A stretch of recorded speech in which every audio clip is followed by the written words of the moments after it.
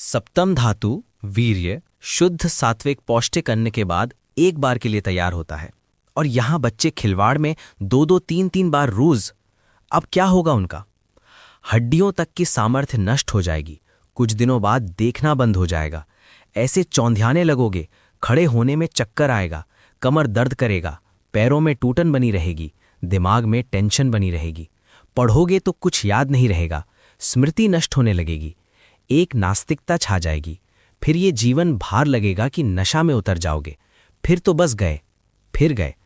आगे एक कहानी के रूप में इसको समझते हैं। एक छोटे से गांव में अर्जुन नाम का एक होशियार लेकिन चंचल लड़का रहता था। पढ़ाई में तेज था, पर मन उसका हर समय भटकता रहता था। कभी मोबाइल, कभी बेकार की बातें, तो कभी गलत संगति। उसके माता पिता अक्सर समझाते, पर वह उनकी बातों को हल्के में लेता। एक दिन गांव में एक संत महात्मा आए। पूरे गांव के लोग उनके सत्संग में बैठने लगे। धन्य है महात्मा, हमारा जीवन सफल हुआ। अर्जुन भी अपने दोस्तों के साथ वहां पहुंच गया, मजाक करने के इरादे से। ये देखो अर्जुन आ गए। चलो।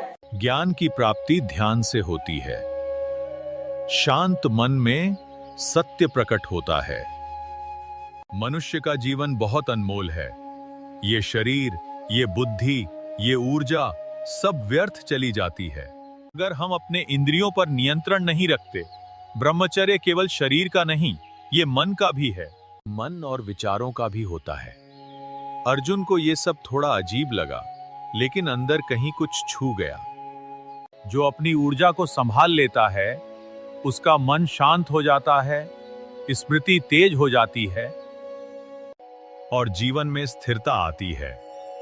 लेकिन जो इसे व्यर्थ गंवा देता है, वह धीरे धीरे कमजोरी, चिंता और भ्रम में फंस जाता है। उस रात अर्जुन घर लौटा तो पहली बार उसने खुद से सवाल किया, क्या मैं सच में अपनी ऊर्जा को बर्बाद कर रहा हूं? अगले दिन से उसने एक छोटा सा संकल्प लिया, मैं 1 साल तक अपने मन और इंद्रियों को नियंत्रित रखने की कोशिश करूंगा। शुरुआत आसान नहीं थी। बार बार उसका मन भटकता, पुरानी आदतें खींचती हैं, लेकिन हर बार वो खुद को रोकता और संत जी की बात याद करता। धीरे धीरे बदलाव आने लगा। उसका मन पहले से शांत रहने लगा। पढ़ाई में ध्यान बढ़ गया। जो बातें पहले याद नहीं रहती थीं, अब आसानी से याद हो जाती।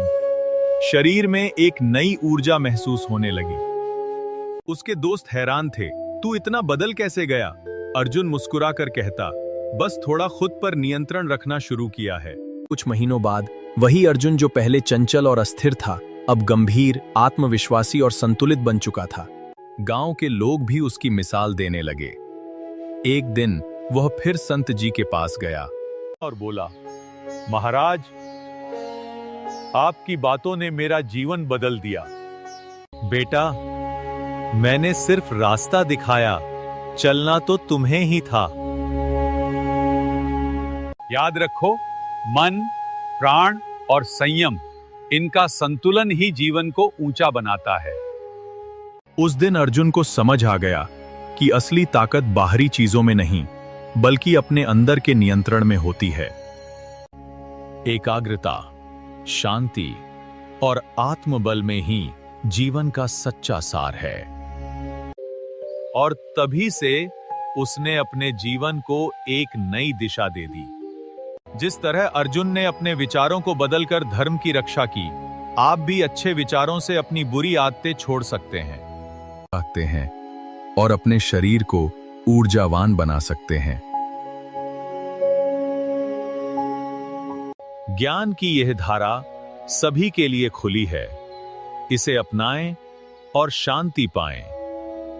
ओम असतो मा सद्गमय, तमसो मा ज्योतिर्गमय, मृत्योर्मा अमृतंगमय।